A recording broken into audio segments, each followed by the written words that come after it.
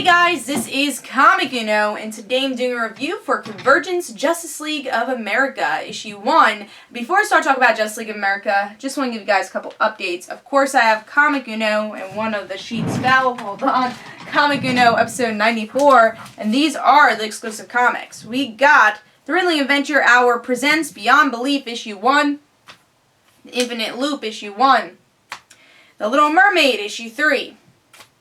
Postal, issue 3. Effigy, issue 4. Hulk, issue 15. Convergence Hawkman, issue 1, which I also have an in-depth review on Comic Frontline 4. Convergence Wonder Woman, issue 1. Convergence The Green Lantern Corps, issue 1. And Guardians of the Galaxy, issue 26. So if you want to go check out all those reviews, go to Comic Uno, episode 94, which is annotated. But let's talk about Convergence Justice League of America, issue 1. So I was super excited to read this. I'm a big fan of Identity Crisis. I literally just wrote a paper for it for school, and I would say it's my favorite event book ever, either from DC and Marvel. It's just my favorite event book. I really enjoyed it. So to see Elongated Man and a certain other character in this issue, I was very excited to see that. And very cool cover. Could have used some more detail, but overall, pretty cool cover. Let's see what's going on with the story. So in this issue, we get to see Sue and Ralph together again. Sue is alive, and we actually get to see this whole thing in Sue's point of view. Her worried about Ralph, and this is actually where the dome has already fallen. So we don't have this middle part where it's just like, oh, we have no powers. The dome's already fallen, so now it's getting used to getting their powers again and trying to get the strength again to save their world.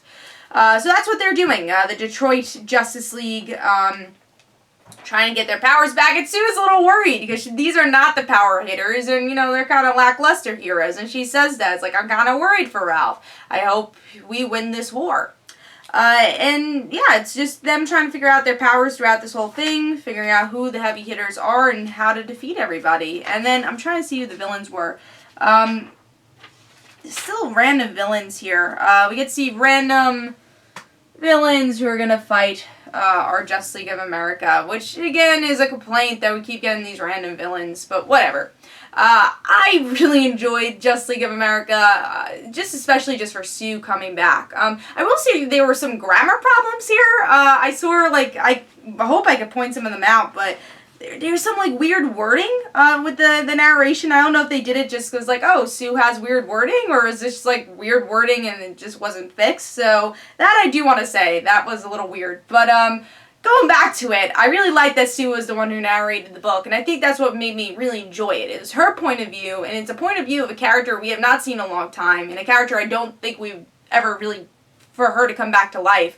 Maybe with the New 52, we would see her highlighted, but then at the same time, I think that gives it Identity Crisis less of an impact. I feel like I like that she died, but I love her as a character, you know, but it's one of those things that story is so powerful, I wouldn't want them to unwrite it. I mean, maybe New 52 they would, and it's a different universe, so I think it's different, but especially here, it's just great this is before Identity Crisis. We get to see Sue and Ralph, how much they love each other. And, yeah, that was definitely, obviously, the best part of this issue. And the artwork is really good, too. Very good artwork. Fits very well for the story. So I like the artwork. And there's some good threats here. You know, when Ralph and the team are in the building, there's a burning building. It's Sue wondering, oh, what happened to them? What's going on?